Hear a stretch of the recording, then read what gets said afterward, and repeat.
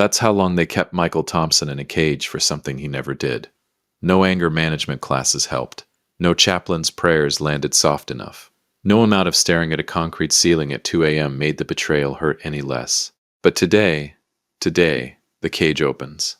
And the man walking out of Beaumont Federal Correctional Institution in Beaumont, Texas, is not the same man who walked in. That man was forgiving. This one isn't. Welcome back to Dad's True Revenge. Grab your snacks, get comfortable, and remember, the people in these stories had every chance to behave themselves. They just chose wrong. Drop a comment and be sure to subscribe. You're going to love it here.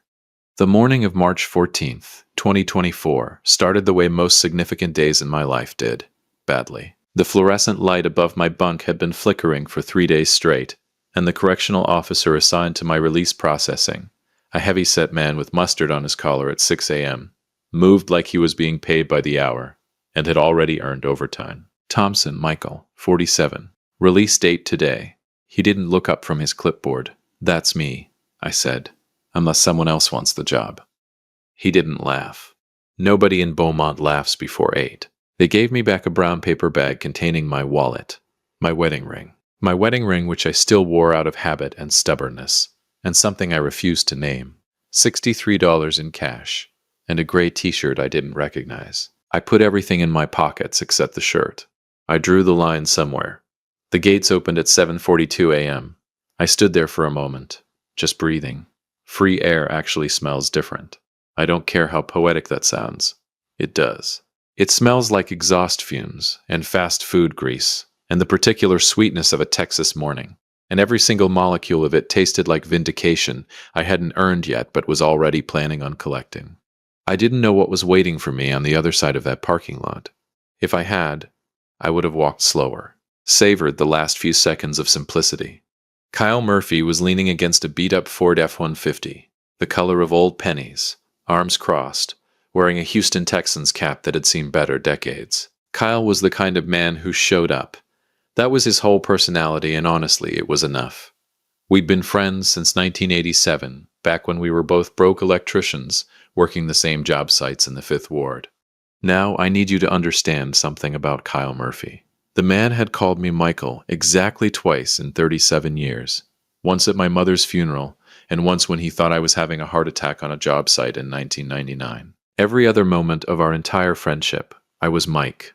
Just Mike. It didn't matter if we were in church, in court, or apparently standing outside a federal prison. To Kyle Murphy, I was always Mike, and that single syllable carried more warmth than most people manage with a whole paragraph. He didn't say anything when I walked toward him, just uncrossed his arms and held one out. We shook hands, then he pulled me in. "You look terrible," he said, clapping my back hard. "I spent 2 years in Beaumont, Kyle." Still, he pulled back and looked at me with that straight, no-nonsense face of his. "You eat, Mike?" We got into the truck. He had a paper bag from Whataburger on the back seat, and a large black coffee in the cup holder with my name written on it in Sharpie. Not printed. Handwritten.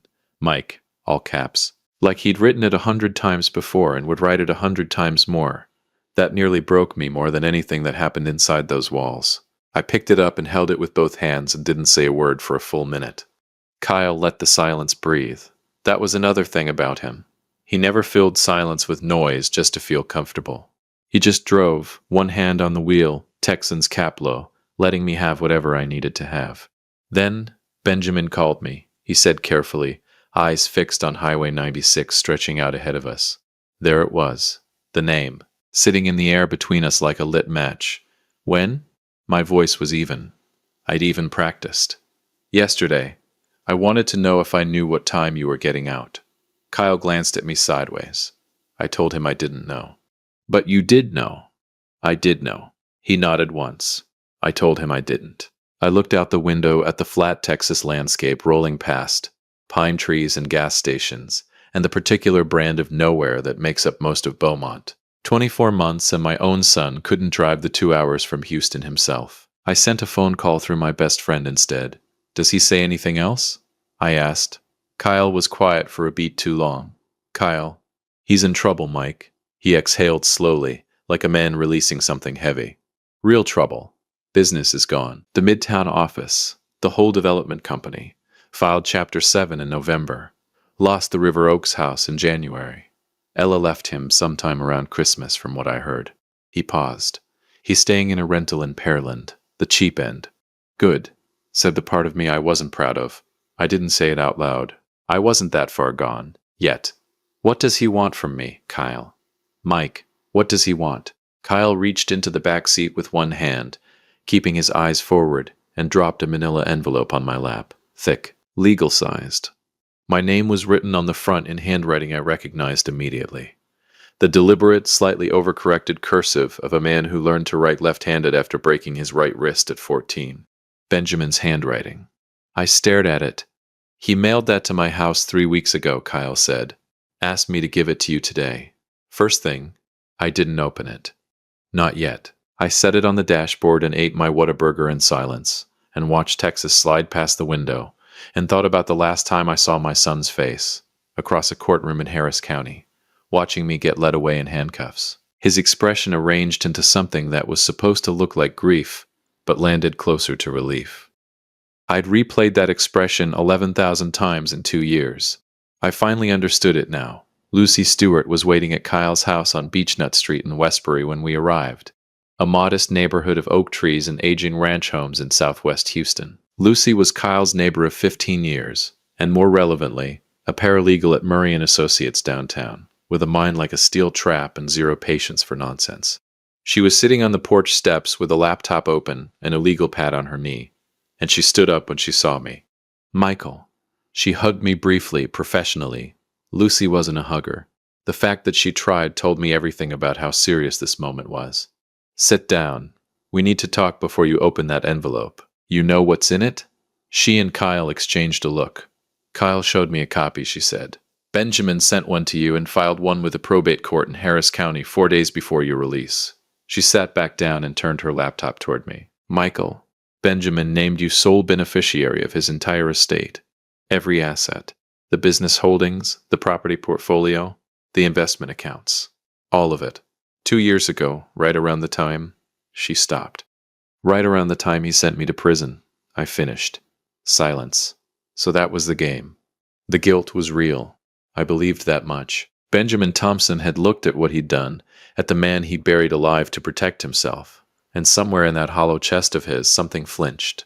So he'd signed a document, wrote my name on his life like an apology note he never intended to deliver, because he never thought he'd have to.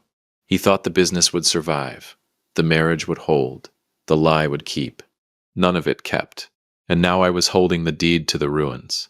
There's something else, Lucy said quietly. She turned a page on her legal pad.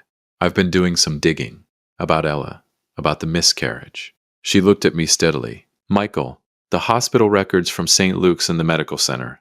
March 2022. I got them through a contact. She paused. Ella's OB noted acute stress and physical trauma consistent with a fall. There were also traces of... She glanced at Kyle. Say it, Lucy. I said. Cocaine. In Ella's system. Secondhand exposure, the notes suggest. Someone in her immediate environment. She closed the laptop slowly. It wasn't you, Michael. It was never you. And somewhere in that rental in Pearland, Benjamin Thompson knows exactly whose fault it was. Kyle hadn't said a word through any of it. I looked over at him. He was staring at the porch floor, jaw tight, turning his Texan's cap over and over in his hands, the way he did when he was holding back something he didn't trust himself to say out loud. Kyle, I said. He looked up. Say it. He stopped. Started again. I watched them take you, Mike. I sat in that courtroom and I watched your own son point his finger at you. And I didn't. His voice caught. I should have dug harder. Before the verdict, I should have... You're here now, I said. He nodded. Put the cap back on. Pulled the brim down low.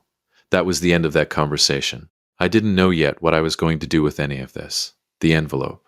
The records. The ruins of a son who burned his father to the ground to hide his own fire. But I knew. One thing with the cold, absolute certainty of a man who'd had 2 years to think. Benjamin Thompson was going to need something from me. And for the first time in 24 months, 3 weeks and 4 days, I held all the cards. I sat in silence. Not the comfortable kind. Not the peaceful kind. The kind that sits on your chest like a man who isn't planning on moving anytime soon. I'd been sitting in that silence on Kyle's porch in Westbury for a good 20 minutes, holding a manila envelope that contained the legal skeleton of my son's collapsed life, when Lucy's phone buzzed on the porch railing. She looked at the screen. Then she looked at me. "Michael, don't tell me.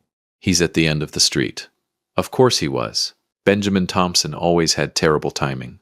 As a boy, he'd walk into a room 30 seconds after the conversation ended and spend the next hour asking questions nobody wanted to answer anymore. Some things apparently don't change with age. Here he was, a grown man of 31, pulling up to the wrong address at the wrong moment on what was already the most loaded day of my life.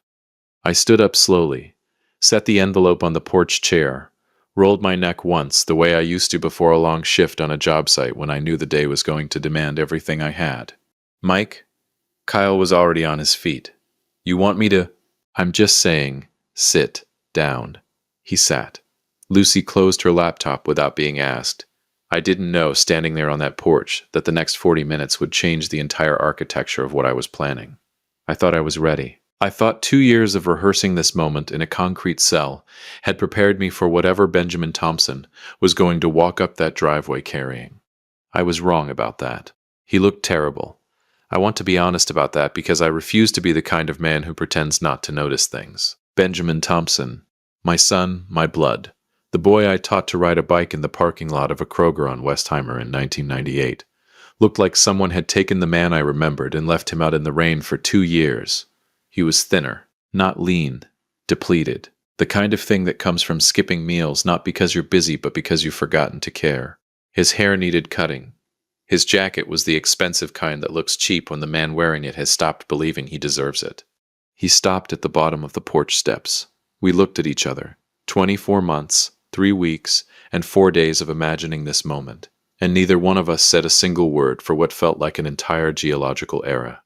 Then, Dad, one word, and the way he said it, quiet, cracked at the edges like a door that hadn't been opened in too long, did something to my chest that I absolutely refused to honor with a reaction. "Benjamin," I said. Not Ben, not son. Benjamin. Full name, full stop. I watched him register it. I watched the small flinch move across his face like a cloud shadow crossing flat ground. "Can I—" He gestured vaguely at the steps. "Can I come up?" Just barely. He came up and stood on the porch and looked at Kyle, who looked back at him with the particular expression of a man who has been your friend's friend his whole life and has now firmly and irrevocably chosen a side. Benjamin looked at Lucy. Lucy looked at her closed laptop. He looked back at me. "You look good," he said. "Don't do that," I said. Benjamin. "Don't." He stopped, swallowed, nodded once. Good. At least he still knew when he'd said something stupid. We went inside. Kyle's living room was the same it had always been. Mismatched furniture, a flat screen that was too big for the wall it was on, a Houston Texans throw blanket over the couch arm that had been there since at least 2015. Lucy sat in the armchair by the window with her legal pad. Kyle stood in the kitchen doorway with his arms crossed and a look on his face that said he was staying in this room whether anyone invited him or not. Benjamin sat on the edge of the couch like he was afraid it might swallow him. I sat across from him in the wooden chair Kyle used for watching games. I didn't lean back. I didn't get comfortable. I wanted him to feel every inch of the distance between us. "You got my envelope," he said. "I got your envelope." "Then you know—" "I know what's in it, yes." I laced my fingers together on my knee. "What I don't know is why." He rubbed his face with both hands. "Dad." "Why, Benjamin?" The room was very quiet. Outside, a lawnmower started up somewhere on Beechnut Street, droning pleasantly, completely indifferent to the implosion happening inside this house. "I panicked," he said finally. 2 years ago, when everything started falling apart with the business. I panicked and I thought if something happened to me, if it all collapsed, you'd at least have—" He stopped. "I thought it was the right thing to do. You thought naming me beneficiary of an estate you built on a lie was the right thing to do." He flinched. Hard. "Good. I need your help, Dad." He set it to the floor. "The estate, what's left of it, there are creditors. 3 of them are threatening litigation. If you sign over the remaining property holdings back to me, I can use them as leverage to negotiate a settlement and potentially restructure." "So that's what this is," I said it quietly, dangerously quietly. "You drove here, To the house of the man who has not spoken to you in 2 years, on the day I walked out of a prison you put me in, to ask me to sign something. Dad, I'm not finished. I leaned forward. You framed me, Benjamin. You stood in a courtroom in Harris County, and you pointed your finger at me and you told a judge and 12 strangers that I was responsible for Ella losing that baby. You looked me in the eye and you lied, and they believed you, and I went to Beaumont. I paused. So before you say another word about property holdings and creditor negotiations, I need you to sit there and understand that I know everything. Everything. The color drained from his face like someone had pulled a plug. What do you mean you know? St. Luke's Medical Center, Lucy said from the armchair, not looking up. March 2022, Ella's OB report. Second-hand cocaine exposure. Acute physical trauma consistent with a fall in the home. She turned a page on her legal pad. The fall that caused the miscarriage. The cocaine in the environment that nobody disclosed to the court. Benjamin's mouth opened. Closed.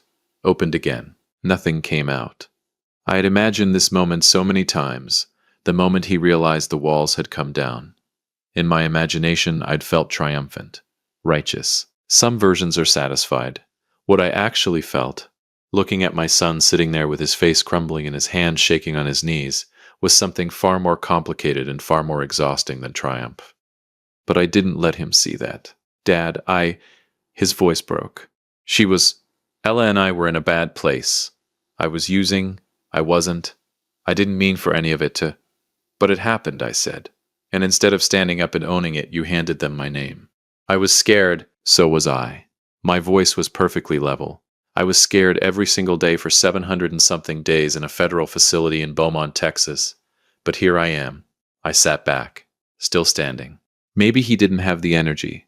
Maybe some part of him understood he hadn't earned the right to manage his own dignity in this room today. Kyle from the kitchen doorway made a sound in the back of his throat. I didn't look at him. I knew if I looked at Kyle right now, I'd see something on his face that would soften me, and I couldn't afford to be soft. Not yet. I'm not signing anything today, I said. Benjamin looked up. I'm not saying never. I'm saying not today. Not like this. I stood up, which ended the conversation as far as I was concerned. You're going to leave me your contact information with Lucy. You're going to go back to Pearland or wherever you're sleeping tonight, and you're going to wait. Wait for what? His voice was small, younger than his 31 years. That killed me a little, and I absolutely did not show it for me to decide what I want to do with everything you handed me. I walked to the front door and opened it. You gave me your estate, Benjamin. You gave me the evidence. You gave me every card in this game. I looked at him steadily. The least you can do is give me a few days to figure out how to play them. Up close, I could see how much older he looked. Good, said the part of me that hadn't forgiven him. I hope every single day of those 2 years showed up on your face. Up close, I could also see something else, something behind the desperation and the shame.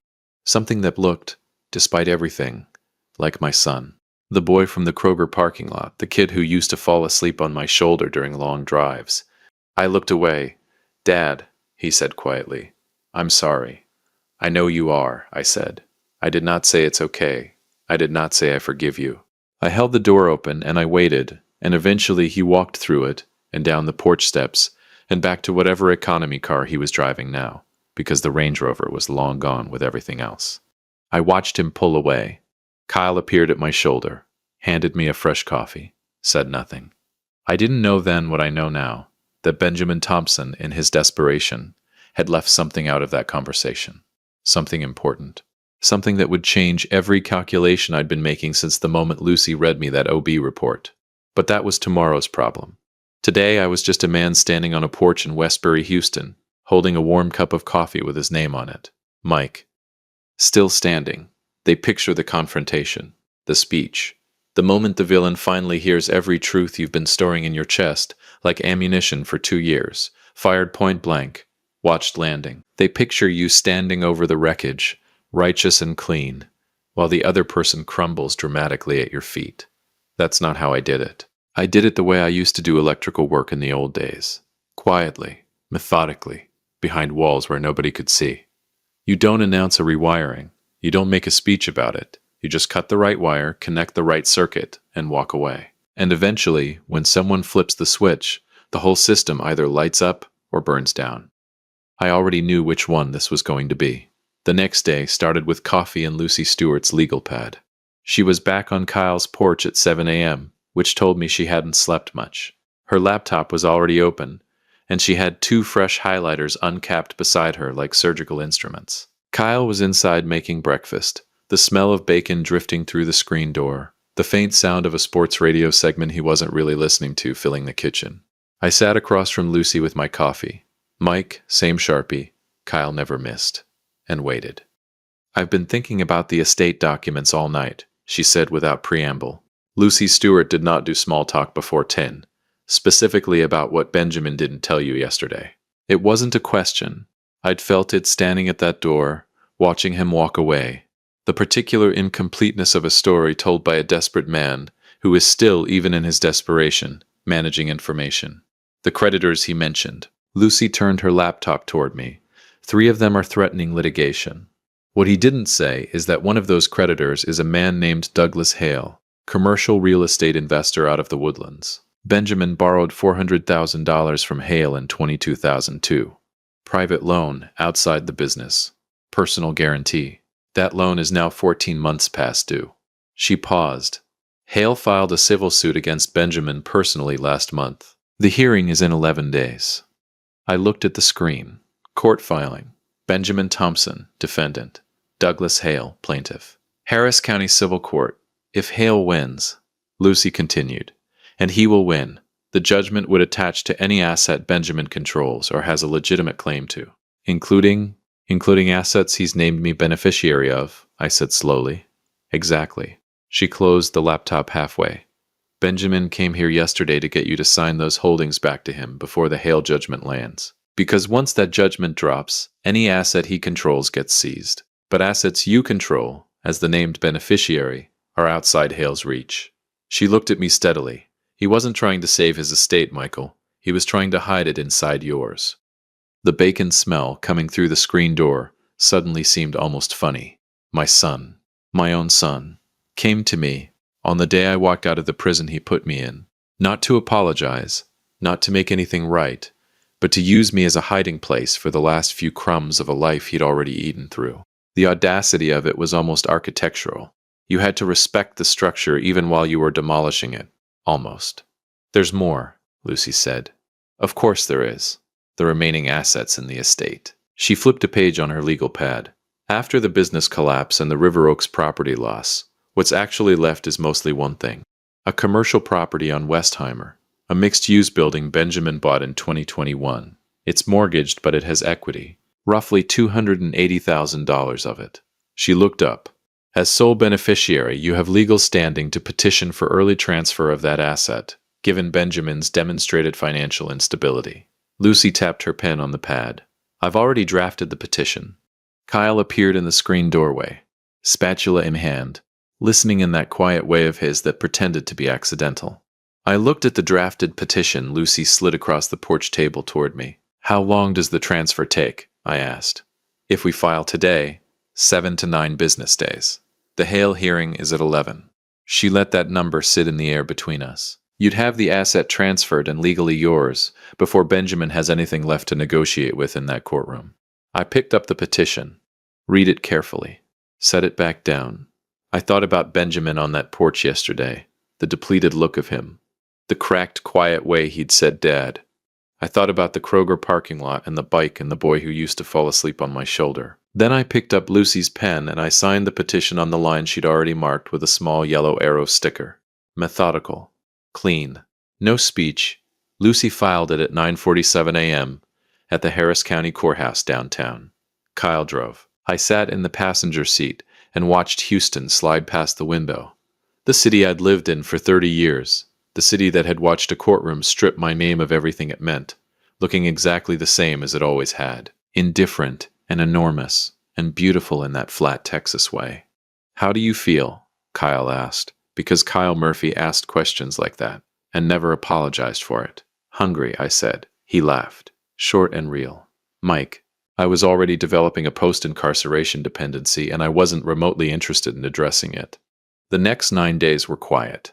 That was the part nobody tells you about cold revenge. The waiting. The maintenance of ordinary life, while the machinery runs silently in the background. I stayed at Kyle's. I helped him fix a busted fence panel in his backyard on the second day, because I needed to do something with my hands.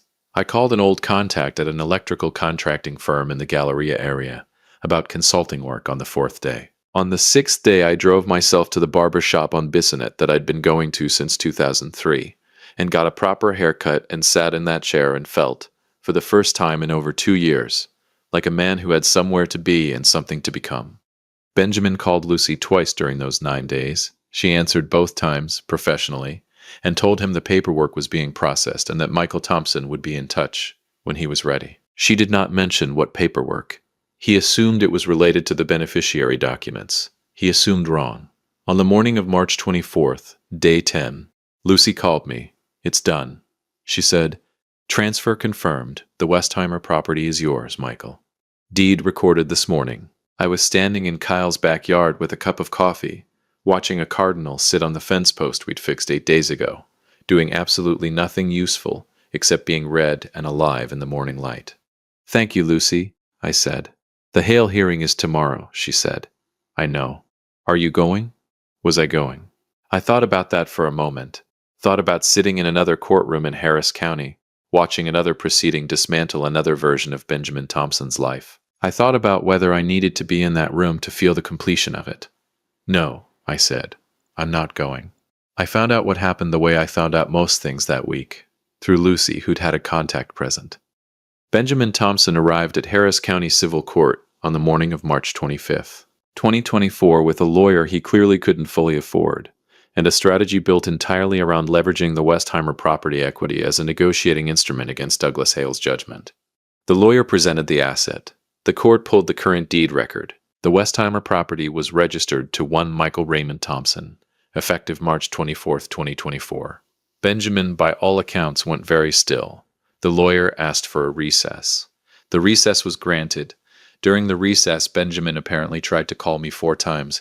I was at a diner on Kirby Drive eating eggs and reading a newspaper, an actual physical newspaper, one of the small pleasures 2 years of deprivation had renewed my appreciation for. And I watched his name light up my phone screen 4 times and I let it ring. Not out of cruelty. I want to be clear about that. There was no satisfaction in the ringing phone. There was only the quiet, settled feeling of a man who has done what needed doing and has nothing left to prove to anyone in that particular area code. Without the Westheimer equity, Benjamin had nothing to negotiate with. Douglas Hale's judgment landed in full. Every remaining asset Benjamin Thompson personally controlled was subject to seizure. The Pearland rental he could keep. They can't take your residence below a certain threshold in Texas. And whoever arranged that provision in state law clearly anticipated situations exactly like this one. But everything else, gone. He walked out of that courtroom with a lawyer he couldn't pay, a judgment he couldn't meet, and a phone call that had gone to voicemail 4 times. Completely. Alone. 3 days later, on the morning of March 28th, I drove to the Westheimer property myself for the first time. It was a decent building. 2 retail units on the ground floor, 1 vacant, 1 occupied by a dry cleaner who had no idea his landlord had just changed, and 4 residential units above. Brick facade. Needed work on the exterior drainage. The kind of building a man who actually knows how circuits and structures work could see the bones clearly. Good bones, I thought, standing on the sidewalk with my hands in my jacket pockets, looking up at it in the thin Houston morning light. Everything good starts with good bones. I didn't go inside that day. I just stood there for a while. Then I walked back to my car, a 2019 Chevy I'd bought 2 days earlier, with the first installment from the consulting contract. And I drove back toward Westbury, and I thought about electrical work, and fair wages, and what it feels like to build something that actually belongs to you. On the seat beside me was a single envelope. Inside, it was a document Lucy had prepared at my specific request. Not the petition, not the deed transfer. Not anything legal or binding, just a letter. 2 paragraphs, my signature at the bottom. I'd had Kyle drop it at the Pearland rental the evening before. It said 2 things. The first was that I had no intention of using St. Luke's records against Benjamin publicly, that what those documents contained was between him and whatever remained of his conscience, and that I was not in the business of destroying men who had already destroyed themselves. The second was that the Westheimer property was mine, and I intended to keep it, and that if Benjamin Thompson ever wanted to have a conversation, a real one, with no envelopes and no agendas and no documents to sign, he knew where to find Kyle Murphy's house on Beechnut Street. Not an olive branch, not forgiveness, just a door, left slightly open, because I was 57 years old and tired of sealed rooms. Whether he ever walked through it was entirely his problem. I turned onto the highway and let Houston open up around me, wide and flat, and full of the particular noise of a city that doesn't stop for anyone's grief or anyone's victory. And I drove with the window down, and the March air coming in fast and cool, and I didn't think about Benjamin Thompson at all. I thought about the cardinal on the fence post, red and alive in the morning light, still standing. If you liked this story, join our community by hitting that like button and subscribing for more real, raw, and family-centered stories. And as always, thank you for being a part of this sphere.